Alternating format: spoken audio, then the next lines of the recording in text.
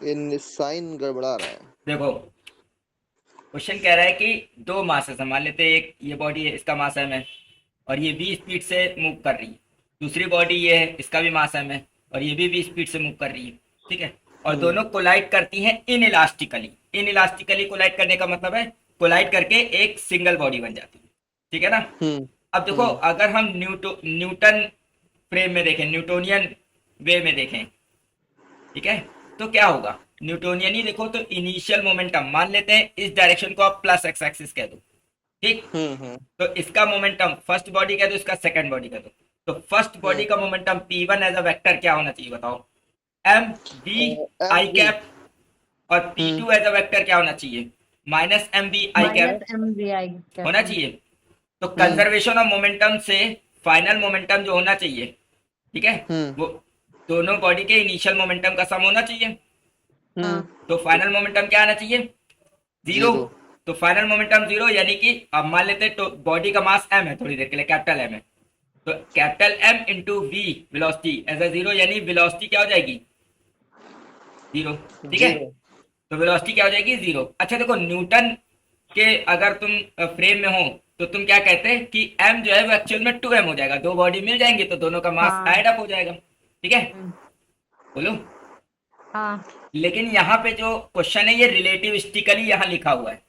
और हम हाँ, जानते हैं हाँ। कि रिलेटिव मोशन जब होता है, ठीक है, तो मास में चेंज। क्या इसमें, सोचो, मास में चेंज क्यों आएगा, पहले ये क्वेश्चन है।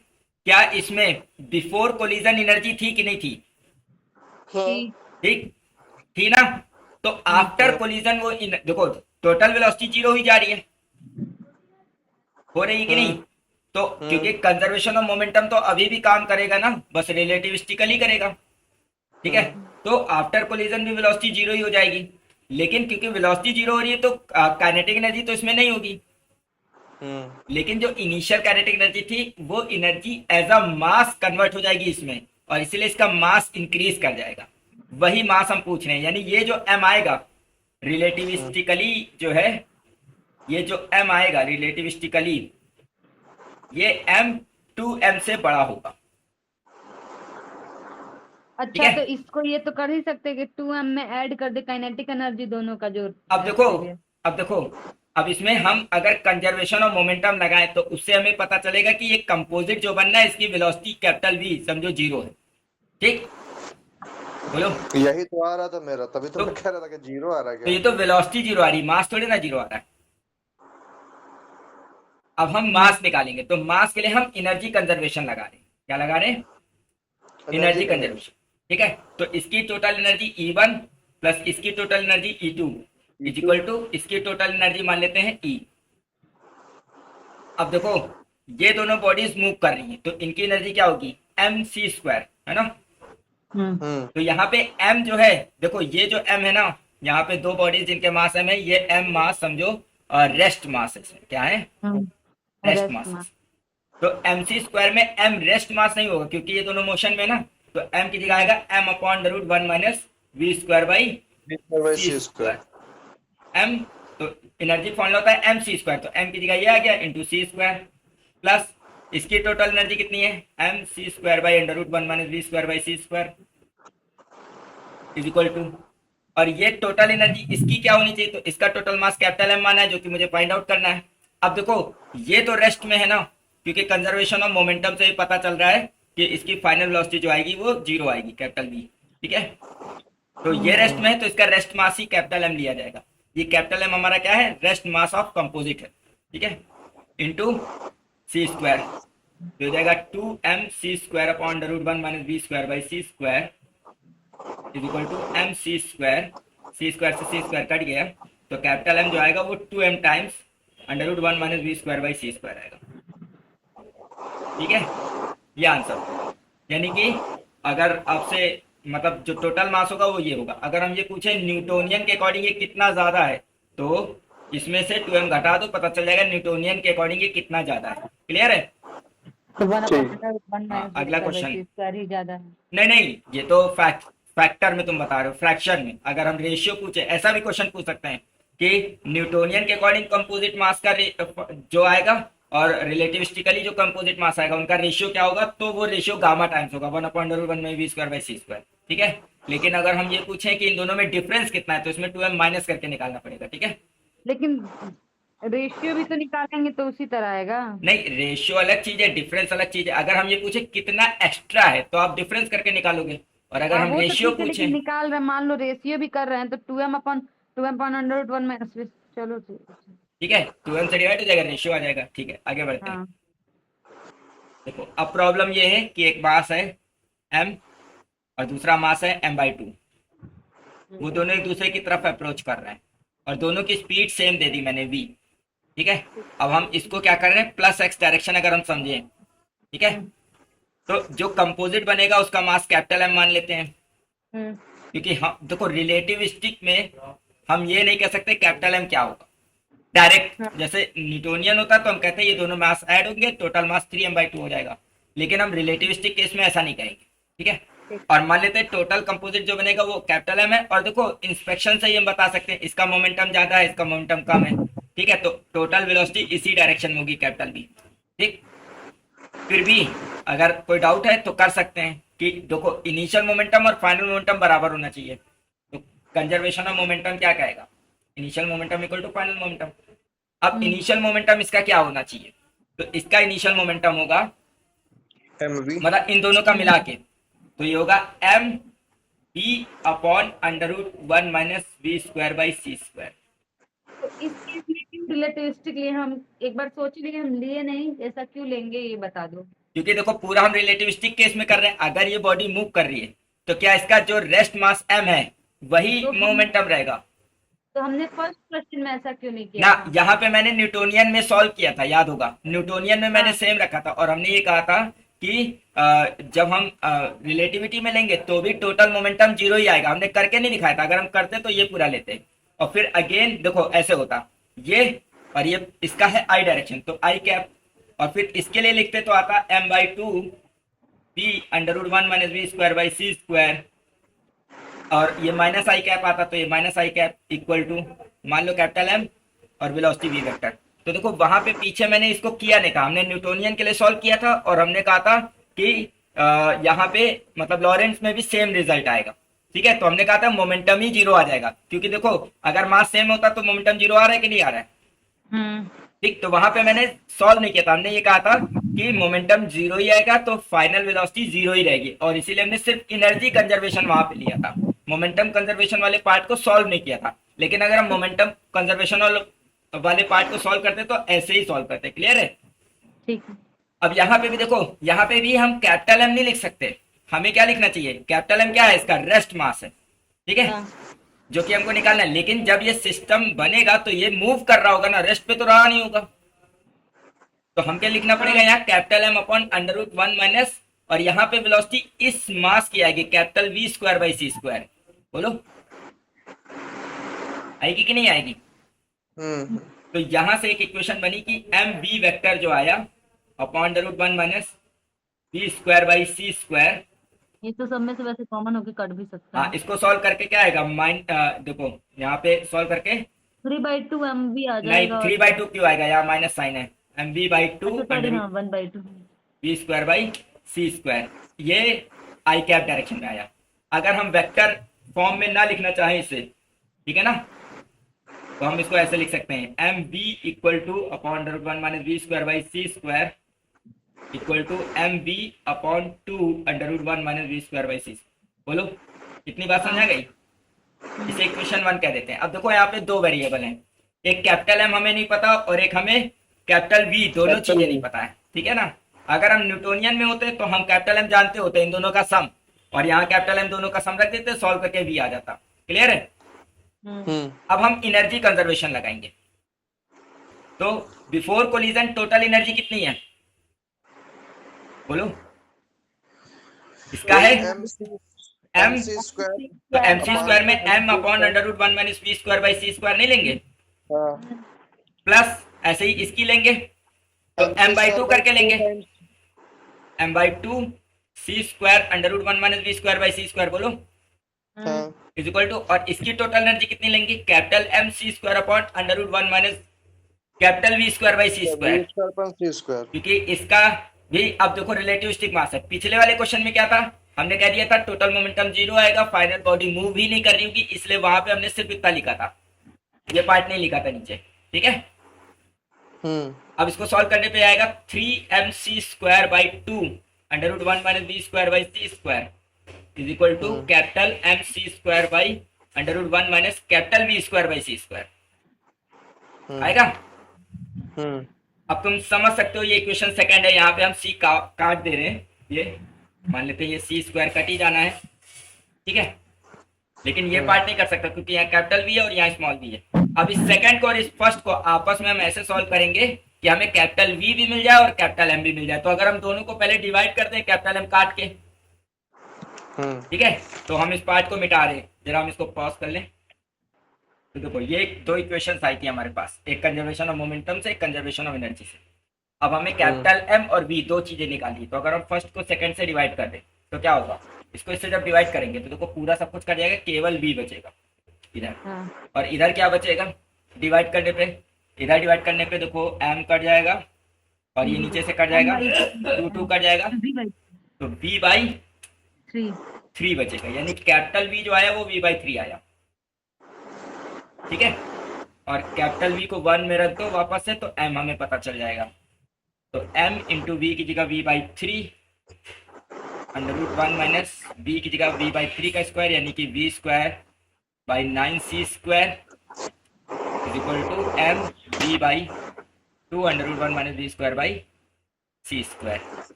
तो हो जाएगा वी से वी कट जाएगा, कैपिटल एम जो आएगा वो आएगा, एलसीएम भी ले लेते हैं, तो यहाँ पे आएगा एम 3m बाई 2 और ऊपर आ जाएगा अंडर रूट 1 माइनस, देखो यहाँ पे एलसीएम भी ले ले, तो 9c square minus we square, ठीक है, बाई 9c स्क्वायर आएगा, 9c स्क्वायर का रूट 3c स्क्वायर हो जाएगा, 3c हो जाएगा सॉरी, और अपॉन में ऐसे ही c square minus we square का रूट अपॉन c हो जाएगा, ये c कट जाएगा, ये 3 कट जाएगा, तो कैपिटल एम आ जाएगा m बाई 2 अंडर रूट में 9c square minus we square upon c square minus we square. Clear है। अब देखो इस हम आंसर को चेक भी कर सकते हैं। कैसे चेक कर सकते हैं, अगर हम नॉन रिलेटिविस्टिक केस में होते तो वेलोसिटी जो होती ना वो c से बहुत कम होती, तो उस केस में v को हम 0 कर सकते हैं, बोलो। तो उस केस में इसको सॉल्व करके क्या आएगा, देखो ये 0 हो जाएगा और ये सॉल्व करके c स्क्वायर कट जाएगा 3, यानी m आ जाएगा 3m बाई 2। और देखो नॉन रिलेटिविस्टिक केस में हम डायरेक्ट मासेस को ऐड कर लेते हैं, यानी कि ये जो हमारा कैलकुलेशन है ये सही है, ठीक है।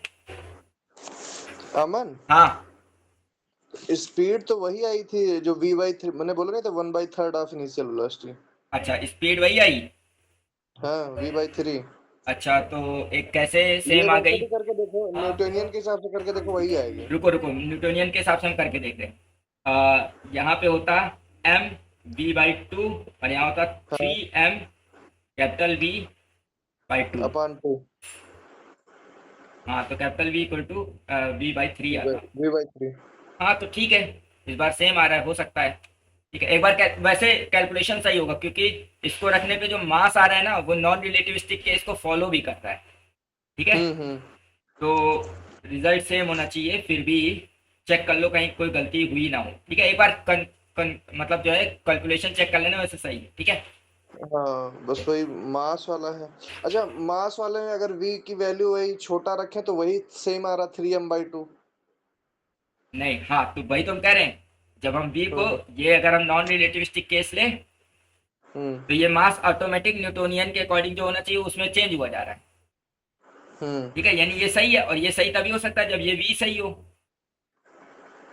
ठीक। तो कैलकुलेशन सही होना चाहिए, एक बार फिर भी चेक कर लेना कि कोई गलती तो नहीं हो गई, ठीक है। ओके अगला करते हैं। तो ये प्रॉब्लम है कि एक पाई है, ठीक है ना, पाई में सॉन है या पाई ऑन है, वो ब्रेक होता है दो पार्ट में, म्यू में और न्यू हमारा न्यूट्रिनो है, ठीक है ना, म्यू और न्यू में ब्रेक होता है। अब जो ये पाई है, पाई में सॉन, इसका रेस्ट मास आपको m पाई दिया हुआ है और ये स्टार्टिंग में रेस्ट में ही था, ठीक है।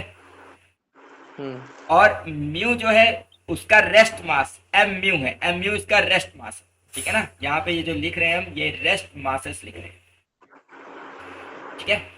तो इसका रेस्ट मास एम पाई है, इसका रेस्ट मास एम म्यू है, और न्यू जो है न्यूट्रिनो, इसमें खुद ही लिखा हुआ है इसका रेस्ट मास 0 होता है, ठीक है। फिर भी अगर ना लिखा हो तो याद रखो न्यूट्रिनो का रेस्ट मास 0 होता है, ठीक। अगर हम इनकी स्पीड्स पूछें क्या होंगी, तो इसकी स्पीड 0 होगी, क्यों? क्योंकि ये ऑलरेडी रेस्ट में, क्वेश्चन में कहा गया ये रेस्ट में, ठीक है। लेकिन अगर तुम ऐसे सोचो, कोई चीज है और वो एक्सप्लोड करती है, 2 पार्ट में ब्रेक हो जाती है, अगर वो पहले से रेस्ट में थी तो जो 2 पार्ट बनते हैं उसके, मान लेते हैं 2 पार्ट जो बनेंगे, वो दोनों पार्ट तो मोशन में होंगे ना, ठीक है।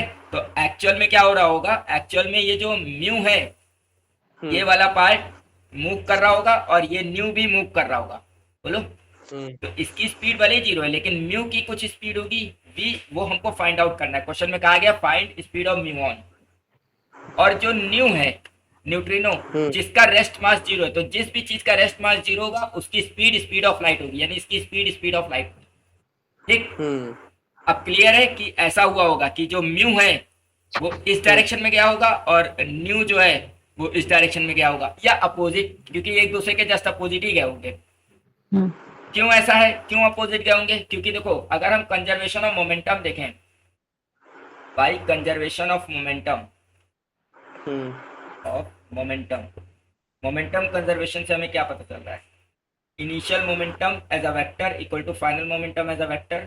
तो इनिशियली मोमेंटम 0 है, क्यों? क्योंकि ये बॉडी रेस्ट पे। फाइनली इसका जो मोमेंटम होगा p ऑफ म्यू, है ना, एज अ वेक्टर, प्लस और p of nu as a vector. तो क्या p of mu is equal to minus p of mu नहीं होगा? बोलो। तो यहाँ पे माइनस साइन आ रहा है ना, इसका मतलब है ये दोनों जस्ट एक दूसरे के अपोजिट जा रहे हैं, ठीक है। अगर हम सिर्फ मैग्नीट्यूड देखें तो p ऑफ म्यू जो होना चाहिए वो p ऑफ न्यू के बराबर होना चाहिए। हम क्यों मैग्नीट्यूड देख रहे हैं, ये भी एक क्वेश्चन है कि हम यहाँ मैग्नीट्यूड क्यों ले रहे हैं। इसलिए मैग्नीट्यूड ले रहे हैं क्योंकि 2 ही कंजर्वेशन हमें लगाना है। पहला कंजर्वेशन ऑफ मोमेंटम, ये लगा लिया। दूसरा conservation of energy, energy scalar quantity है, ठीक है। तो वहां पे हमें वेलोसिटी नहीं स्पीड चाहिए होगी, क्योंकि स्क्वायर वगैरह होगा, ठीक है। तो हम नेगेटिव साइन लिखे चाहे ना लिखे कोई फर्क नहीं पड़ता है, ठीक है। तो मोमेंटम ऑफ म्यू जो मतलब म्यूऑन का जो मोमेंटम है और जो न्यूट्रिनो का मोमेंटम है वो क्या होगा, बराबर होगा, ठीक है। बोलो, कोई डाउट? नहीं। ओके, इसे इक्वेशन 1 कह देते हैं। एक चीज और देखो, for photon and neutrino, photon और न्यूट्रिनो दोनों के लिए, क्योंकि दोनों के मासेस 0 है, जिनका रेस्ट मास 0 हो, रेस्ट मास 0 है, ठीक है ना। उसके लिए मोमेंटम जो होता है p, उसका फॉर्मूला होता है E/c, ये पढ़ा है, ठीक। तो हम यानी कि मोमेंटम, सो हम ये लिख सकते हैं कि मोमेंटम ऑफ फोटॉन म्यूऑन जो होगा उसको हम लिख सकते हैं p न्यू की जगह लिख सकते हैं energy of new by c, लिख सकते हैं। इसे क्वेश्चन 2 कह देते हैं, ठीक। अब हम कंजर्वेशन ऑफ एनर्जी लगाने जा रहे हैं, ओके। तो एक मिनट इतना लिख लो, फिर हम कंजर्वेशन ऑफ एनर्जी लगाएं। तो ये 2 इक्वेशन आई थी, p nu equal to p mu और p mu equal to e nu by c। अच्छा, p म्यू को हम लिख सकते हैं मतलब मोमेंटम ऑफ म्यूऑन। देखो, हमको म्यूऑन की स्पीड निकालनी है v, ठीक है। और म्यूऑन का मास भी दिया है, तो हम चाहें तो p म्यू को लिख सकते हैं mass of mu into velocity of mu upon √1 minus v square by c square, ठीक है। क्योंकि m म्यू क्या है, रेस्ट मास है, यहाँ पे लिखा ही हुआ है। तो ये रेस्ट मास है, तो हमको जब रिलेटिविस्टिक मोमेंटम लिखेंगे तो हम रेस्ट मास अपॉन मतलब रिलेटिविस्टिक मास इंटू वेलोसिटी, ये रिलेटिविस्टिक मोमेंटम हो जाएगा, equal to E nu upon C. यानी यहाँ से हमारा ये आ गया कि एनर्जी ऑफ न्यू पार्टिकल, ये जो न्यू क्रिएट हो रहा है इसमें जो एनर्जी होनी चाहिए वो होनी चाहिए m mu into v c by √1 minus v square by c square, ठीक है। बोलो, इसे क्वेश्चन चाहे तो 3 कह देते हैं, ठीक। अब हम कंजर्वेशन ऑफ एनर्जी लगा रहे हैं, बाई कंजर्वेशन ऑफ एनर्जी, तो कंजर्वेशन ऑफ एनर्जी क्या कहेगा? तो कंजर्वेशन ऑफ एनर्जी कहेगा कि देखो total energy of pi particle जो थी is equal to total energy of mu particle plus total energy of nu particle, ये होना चाहिए। ठीक है, तो पाई पार्टिकल की टोटल एनर्जी क्या होगी? अब देखो पाई पार्टिकल रेस्ट में है, क्या होनी चाहिए? एन रेस्ट में है हाँ, तो ये एच न्यू, सॉरी नहीं, पाई पार्टिकल हमारा फोटोन थोड़ी ना जो एच नहीं होगी। जीरो ही हो जाएगा इसमें नहीं, भी जब जीरो उसको नहीं जीरो होगी, नहीं हो हमने जाएगा, जीरो सुना ये इसीलिए हम रुके। पोटेंशियल एनर्जी होगी केवल। ना ना, पोटेंशियल नहीं, टोटल एनर्जी देख रहे हैं ना, इसमें काइनेटिक एनर्जी नहीं है, लेकिन टोटल एनर्जी एमसी स्क्वायर होती है ना। बोलो। नहीं तो टोटल एनर्जी में potential energy plus kinetic energy होती है, तो नहीं, काइनेटिक एनर्जी सुनो, तो जीरो है। टोटल पहले- एमसी स्क्वायर हो जाएगा ना, लेकिन ये पहले मेरी सुनो, देखो टोटल एनर्जी का मतलब यहाँ पे रिलेटिविस्टिकली टोटल एनर्जी का मतलब एमसी स्क्वायर होता है, ठीक है। यहाँ पे ये टोटल एनर्जी में पोटेंशियल एनर्जी काउंट नहीं हो रही है। क्यों नहीं हो रही है? अगर आप पोटेंशियल एनर्जी की बात करोगे तो फिर कोई ना कोई फोर्स होना चाहिए ना भाई। पोटेंशियल एनर्जी किसी न किसी फोर्स की वजह से होता है, तो हम यहाँ पे कहें कि रिलेटिविस्टिक में ये फोर्स लग रहा है, वो फोर्स तो हमने अभी कोई पढ़ा ही नहीं। तो यहाँ टोटल एनर्जी का मतलब पोटेंशियल प्लस काइनेटिक नहीं है, ठीक है। टोटल एनर्जी का मतलब टोटल एनर्जी मास, मतलब टोटल एनर्जी का मतलब यहाँ पे वो एनर्जी है जो मास एनर्जी वाला कॉन्सेप्ट है, इक्वल टू एमसी स्क्वायर वाला, वो है, ठीक है। तो अगर बॉडी रेस्ट में होती है तो total energy m not c square होती है, क्योंकि रेस्ट मास लेते हैं। और अगर बॉडी मोशन में होती है तो total energy m not upon √1 minus B square by C square ले लेते हैं, ये ले लेते हैं, है ना। बोलो।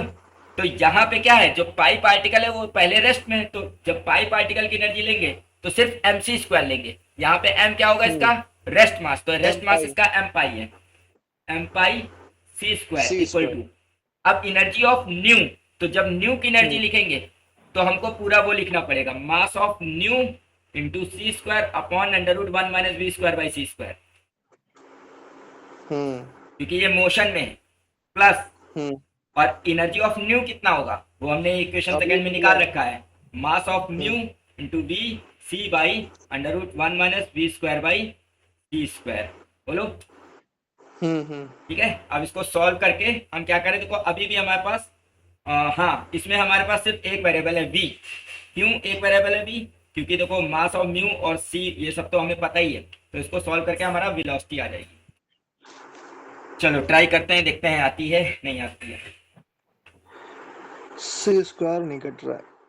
तो देखो m pi is equal to m mu, दोनों में कॉमन है, नीचे से √1 minus B square by C square भी कॉमन है, और एक c कॉमन है, ब्रैकेट में बच जाएगा c प्लस वी,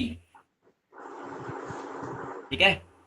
और यहाँ पे और यहाँ c स्क्वायर है, देखो ये एक c कट जाएगा, तो m pi into c equal to m mu c plus v. अच्छा देखो यहाँ पे हमें एक चीज दिख रही है, क्या?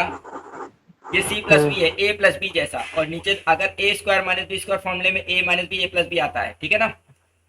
और नीचे देखो a square minus B square है ही, तो अगर हम इसको रूट के अंदर लिखना चाहें तो इस पे स्क्वायर हो जाएगा।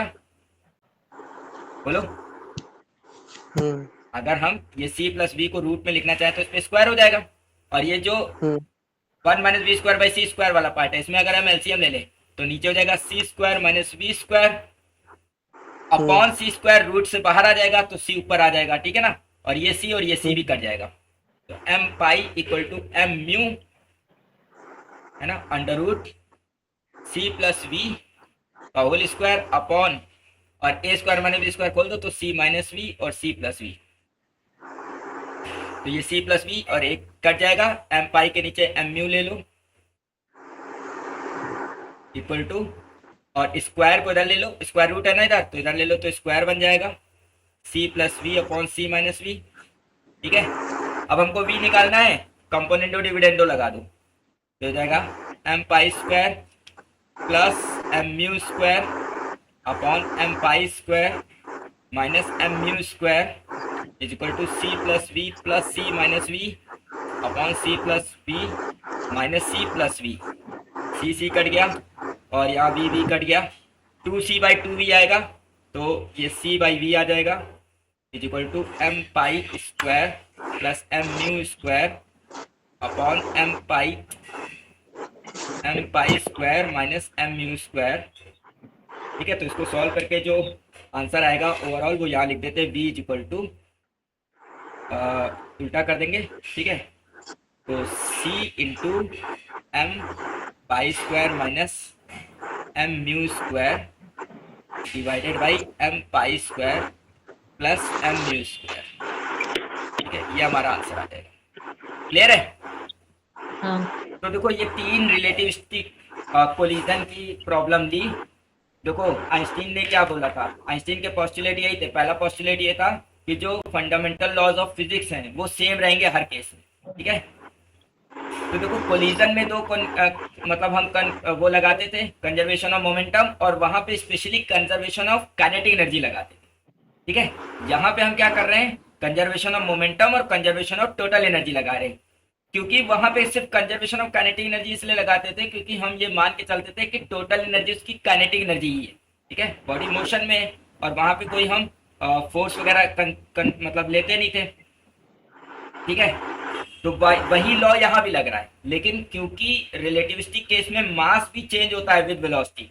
ठीक है, इसीलिए यहाँ जो जो इक्वेशंस बनती है कंजर्वेशन ऑफ मोमेंटम से और कंजर्वेशन ऑफ एनर्जी से, ठीक है, वो कभी कभी इंडिपेंडेंटली सॉल्व नहीं होती। जैसे वहां पे क्या होता था, हम इंडिपेंडेंटली सॉल्व कर सकते थे, या हम ऐसे कर लेते थे कि दो बॉडी कोलाइड करके अगर मिली जा रही तो टोटल मास उन दोनों बॉडी का मास का सम होगा, लेकिन यहाँ पे हम ऐसा नहीं कर पाते। ठीक है, तो ये कुछ चेंजेस हैं, उनको आप ध्यान रखेंगे। बाकी कॉन्सेप्ट वही रहेगा, कंजर्वेशन ऑफ मोमेंटम और कंजर्वेशन ऑफ एनर्जी का।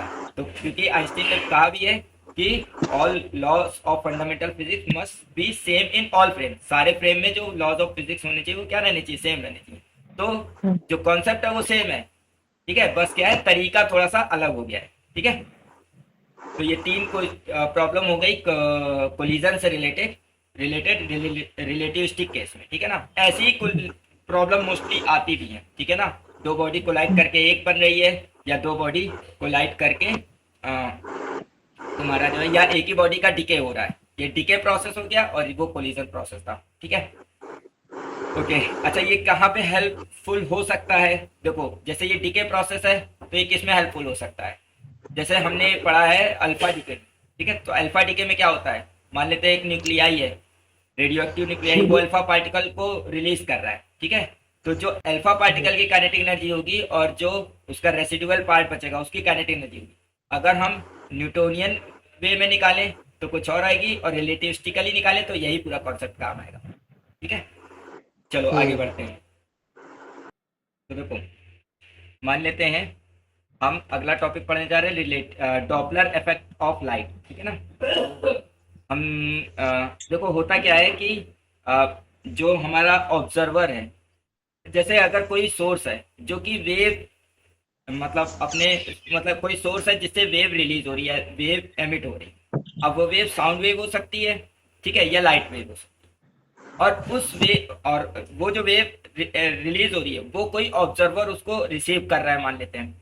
अब अगर ऑब्जर्वर और सोर्स इन दोनों के बीच में कोई रिलेटिव मोशन हो रहा हो, ठीक है, यानी कि कोई भी एक मूव कर रहा हो या दोनों मूव कर रहा हो, लेकिन रिलेटिवली कुछ मोशन हो रहा हो, तो जो सोर्स एक्चुअल में फ्रीक्वेंसी या वेवलेंथ एमिट कर रहा है, एग्जैक्टली वही वेवलेंथ या फ्रीक्वेंसी ऑब्जर्वर को नहीं रिसीव होती है, उसमें चेंज रिसीव होता है। इसी को हम डॉपलर इफेक्ट कहते हैं। ठीक है, तो डॉपलर इफेक्ट दो होते हैं, एक साउंड में और एक लाइट में। क्योंकि हम यहाँ पे रिलेटिविटी पढ़ रहे हैं तो हम यहाँ पे इसको लाइट में जो डॉपलर इफेक्ट है उसको पढ़ रहे हैं। मान लेते हैं यहाँ पे कोई सोर्स है, ठीक है, वो सोर्स v स्पीड से मूव कर रहा है इस डायरेक्शन में, और इस डायरेक्शन में v स्पीड से मूव कर रहा है, और यहाँ पे मान लेते हैं अर्थ पे कोई ऑब्जर्वर है। ठीक है ना, वो ऑब्जर्वर क्या कर रहा है, यहाँ से आने वाली लाइट को रिसीव कर रहा है। तो मान लेते हैं यहाँ से जो लाइट चल रही है, पहले कोई लाइट इस डायरेक्शन में आई, ठीक है, तो मान लेते हैं किसी टाइम t1 पे सोर्स ने क्या किया, एक सिग्नल लाइट का एमिट किया, और वो सिग्नल यहाँ से चलते हुए इस ऑब्जर्वर पे पहुंचा, और यहाँ तक पहुंचने में इसको मान लेते हैं टाइम लगा t1 डैश। ठीक है, अब थोड़ी देर बाद ये सोर्स, अच्छा जितनी देर में ये पहुंचेगा उतना पहुंचे, थोड़ी देर बाद ये सोर्स आगे मूव कर गया, ठीक है, मान लेते हैं यहाँ आ गया होगा ये सोर्स सेम, और फिर इसने सेकंड अपना मतलब जो है वो छोड़ा।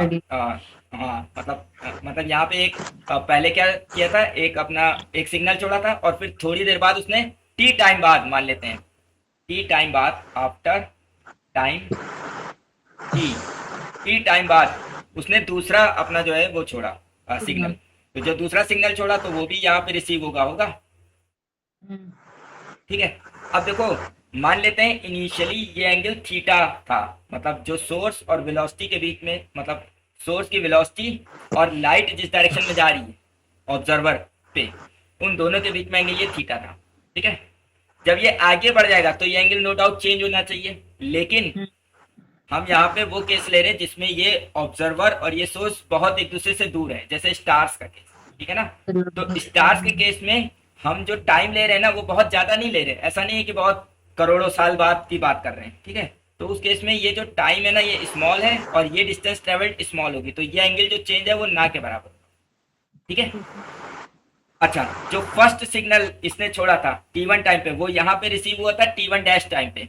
ऐसे जो सेकंड सिग्नल इसने मान लेते T2 टाइम पे छोड़ा, तो वो यहाँ पे जब रिसीव होगा, ठीक है, तो यहाँ पे रिसीव होगा तो वो टाइम वो होगा T2 डैश मान लेते हैं। ठीक है, हमने यहाँ पे आफ्टर टाइम T को इसलिए काट दिया क्योंकि यहाँ हम T1 और T2 तो ले रहे हैं, तो इन दोनों के डिफरेंस से हम निकाल लेंगे कि कितनी देर बाद उसने सेकंड अपना वो मतलब अपना सेकंड सिग्नल छोड़ा। ठीक है, बोलो।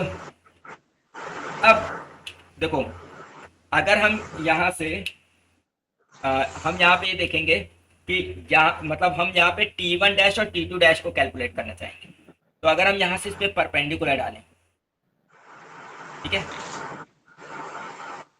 बोलो, और मान लेते हैं कि ये लेंथ यहाँ से यहाँ तक के पूरी L है। ठीक है, तो अगर हम ये लेंथ L मान ले तो ये लेंथ भी L के ही लगभग बराबर होगी। तो जो पहले सिग्नल चला था उसको सिर्फ इतनी डिस्टेंस ज्यादा चलनी पड़ रही है, यहाँ से यहाँ तक का। ठीक है, अच्छा ये डिस्टेंस कितनी होगी, देखो ये डिस्टेंस कितनी है, क्या ये distance v into T2 minus T1 नहीं है? क्या हम ये कह सकते हैं कि ये डिस्टेंस v डेल्टा t है? बोलो। अच्छा ये एंगल थीटा है, तो क्या ये distance v cos theta into delta या v delta t cos theta नहीं आना चाहिए, मतलब v डेल्टा t एक साथ लिख देते हैं और cos। बोलो। तो अगर हम T1 डैश पूछें तो T1 डैश कितना होना चाहिए, T1 डैश, तो T1 डैश होना चाहिए, देखो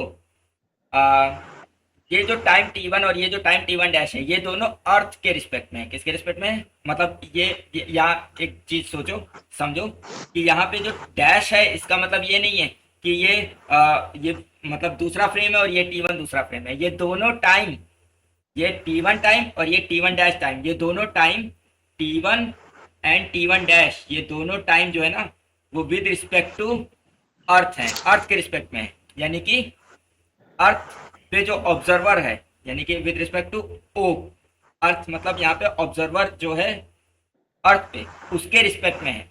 ये दोनों टाइम T1 डैश और ऐसे ही T2 एंड T2 डैश, ये दोनों टाइम जो है वो ओ के रिस्पेक्ट में है। तो जब जो है यहाँ से सिग्नल छूटा, ठीक है, वो टाइम T1 था और इसने इतनी डिस्टेंस और ट्रेवल की, तो यहाँ से यहाँ तक के आने में कितना टाइम लगा होगा, तो टोटल डिस्टेंस कितनी है, v delta t cos theta plus L।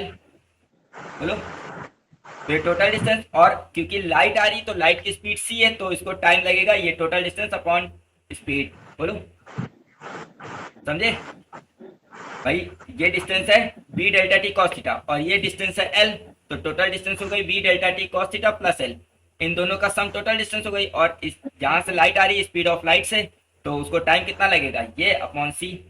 ठीक है, ऐसे ही जो T2 डैश होगा,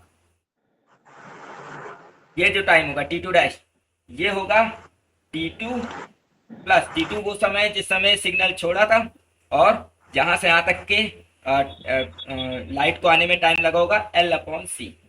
क्लियर है? अब अगर हम ये निकालना चाहें कि ये दो सिग्नल इस ऑब्जर्वर को कितनी देर में रिसीव हुए, यानी डेल्टा टी निकालना चाहें, डेल्टा टी डैश करें, तो ये आएगा टी टू डैश में से हम टी वन डैश को क्या कर दें, सब्ट्रैक्ट कर दें। ठीक है, तो अगर हम इन दोनों को सब्ट्रैक्ट करें तो क्या होगा, देखो इन दोनों को हम सब्ट्रैक्ट कर रहे हैं, तो टी टू डैश की value T two by L by C है और इसकी ये है, तो ये आएगा T two minus T one एक साथ प्लस, और इसमें से सॉरी इसको घटाएंगे तो एल बाई सी, समझो एल कट जाएगा, नीचे आएगा सी। ठीक है, और क्या आएगा बताओ, एक minute, c p delta t cos theta, ये आएगा बताओ। यहाँ तक समझ में आ रहा है कि नहीं आ रहा है? हमने इसमें से इसको घटाया तो एक्चुअल में यहाँ माइनस साइन आता है। अच्छा, ये जो t two minus T one है ये डेल्टा टी तो है और ये भी डेल्टा टी है, तो डेल्टा टी दोनों में कॉमन ले लेते हैं, तो बचेगा 1 minus B cos theta by सी।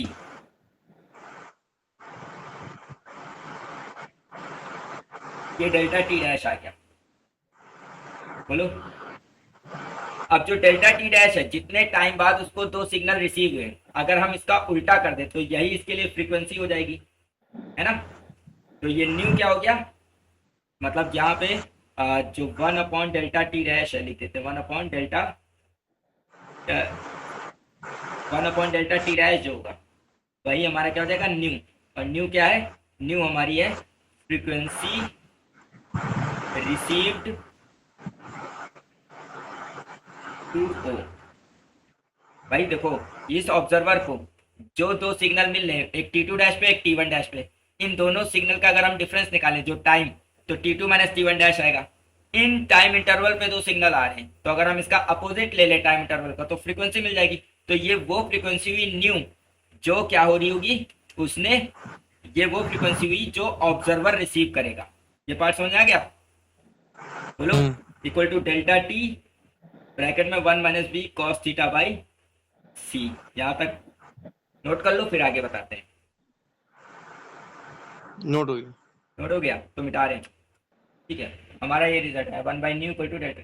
अच्छा, हमने पहले ही बताया था कि T1 और T1 डैश, T2 और T2 डैश, ये सब ऑब्जर्वर O के रिस्पेक्ट में। ठीक है, तो जो T1 टाइम और T2 टाइम है, ये वो टाइम है जो अर्थ से और जो ऑब्जर्वर है वो ऑब्जर्व कर रहा है, लेकिन जो मतलब सोर्स है वो खुद मूविंग है। तो उसने जो सिग्नल, देखो यहाँ पे ऑब्जर्वर, ये जो अर्थ पे है ऑब्जर्वर, उसके लिए ये सिग्नल डेल्टा टी टाइम बाद छोड़े गए हैं, मतलब फॉर ओ के अकॉर्डिंग। ठीक है ना, जो दो सिग्नल्स हैं वो डेल्टा टी टाइम बाद छोड़े गए, लेकिन जो एस सोर्स है उसके लिए ये जो दो सिग्नल छोड़े गए होंगे, ठीक है ना, ये इसके क्लॉक के रिस्पेक्ट में होंगे। और मूविंग क्लॉक मतलब मूविंग जो ऑब्जर्वर होता है उसकी क्लॉक में जो टाइम होता है वो प्रॉपर टाइम होता है, यानी कि फॉर एस ये जो दो सिग्नल छोड़े गए होंगे इनके बीच में जो टाइम डिफरेंस होगा डेल्टा टाउ मान लो, ये टाउ क्या होगा, प्रॉपर टाइम होगा, बोलो। तो ये टाइम प्रॉपर टाइम है और ये जो डेल्टा टी टाइम है ये हमारा कौन सा टाइम है, जो डायलेटेड टाइम है। तो ये डायलेटेड टाइम है, इसको अगर हम प्रॉपर टाइम में कन्वर्ट करें तो ये बन जाएगा 1 by nu equal to delta T की जगह आ जाएगा delta tau by under root 1 minus B square by C square bracket में 1 minus B cos theta by C आ जाएगा। अब यहाँ पे क्या हो रहा है, ये जो डेल्टा टाउ है ये हमारा क्या है, प्रॉपर टाइम है, यानी कि प्रॉपर एस के रिस्पेक्ट में इतनी देर बाद दो सिग्नल छोड़े गए। तो प्रॉपर टाइम का जो इनवर्स होना चाहिए, डेल्टा टाउ का जो इनवर्स होना चाहिए वही क्या होना चाहिए, इसकी ओरिजिनल फ्रीक्वेंसी न्यू नॉट होनी चाहिए, बोलो।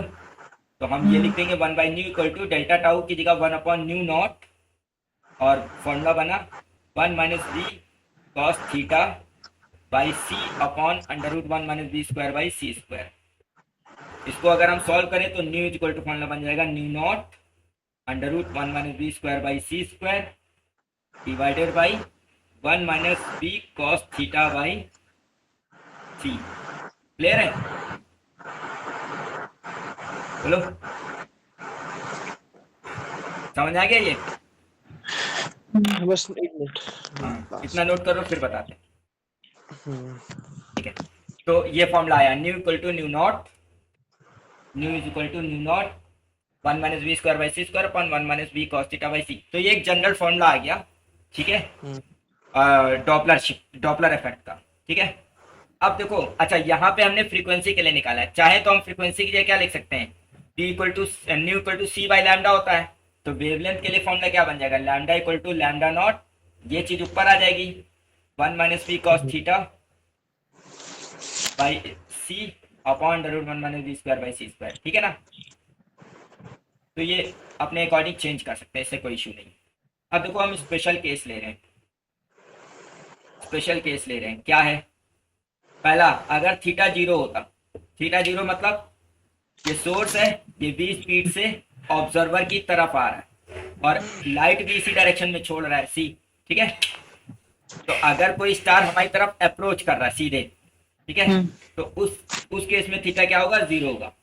तो उस केस में न्यू का फॉर्मूला क्या आएगा, कॉस जीरो वैल्यू वन होती है तो nu equal to nu naught, यह आ जाएगा under root one minus we square by C square upon one minus V by C.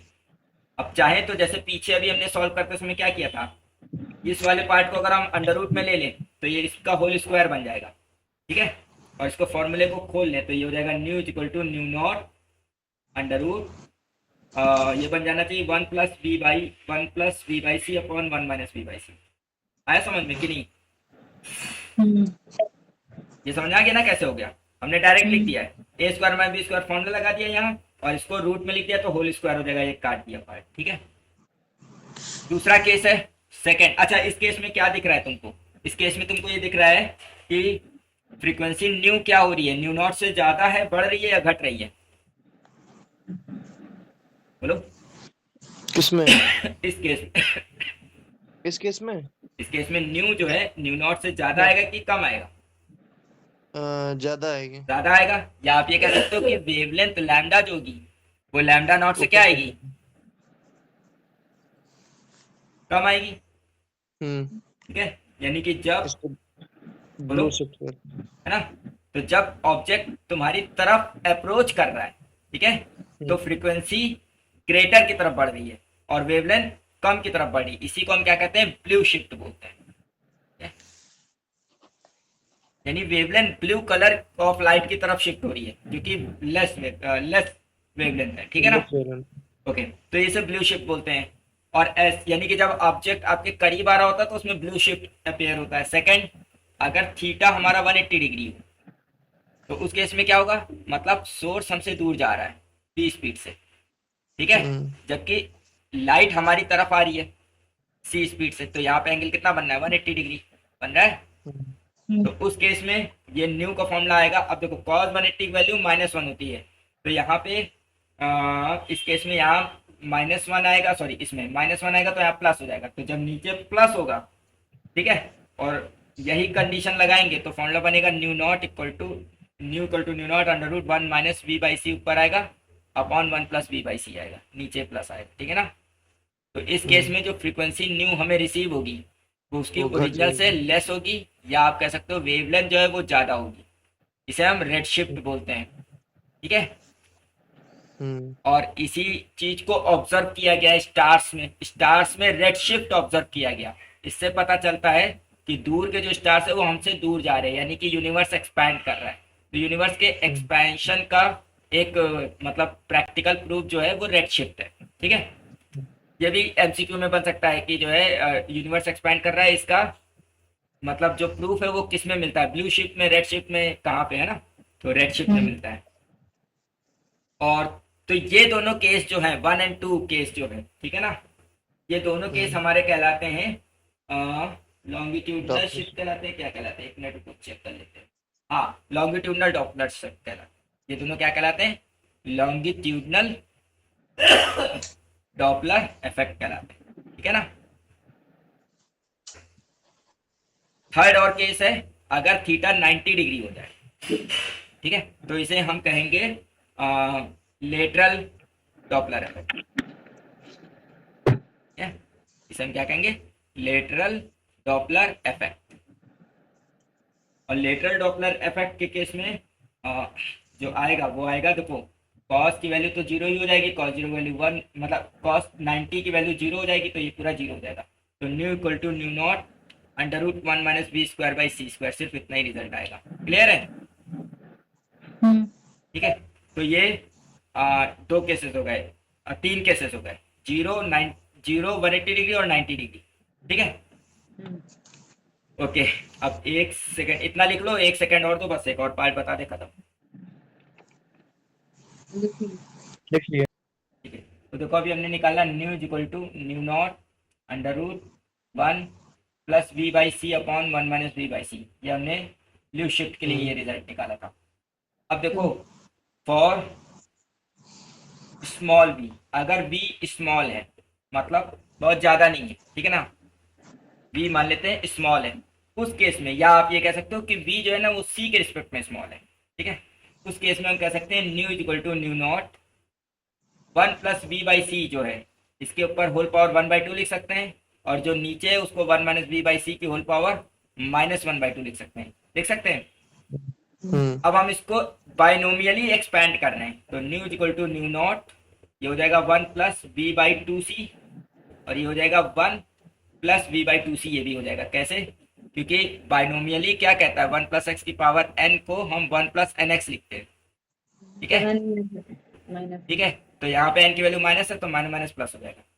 अब ये होल स्क्वायर बन गया, तो इसको हम मिटा के लिख सकते हैं कि ये होल स्क्वायर हो गया। ठीक, अब जब ए प्लस बी का होल स्क्वायर खोलेंगे तो आएगा a square plus b square, तो जो बी स्क्वायर पार्ट वाला आएगा वो आएगा v square by four c square, इसको भी हम नेग्लेक्ट कर देते हैं। क्यों? क्योंकि वी सी से बहुत कम है तो वी स्क्वायर तो और कम होगा। ठीक है, तो जो रिजल्ट मिलेगा वो मिलेगा nu equal to nu naught one plus two times V by two C, मतलब टू ए बी वाला पार्ट आएगा, और जो थर्ड वाला पार्ट है उसको हम नेग्लेक्ट कर देंगे। चलो लिख देते हैं, लेकिन यहाँ पे हम नेग्लेक्ट कर देंगे, तो ये टू टू कर जाएगा।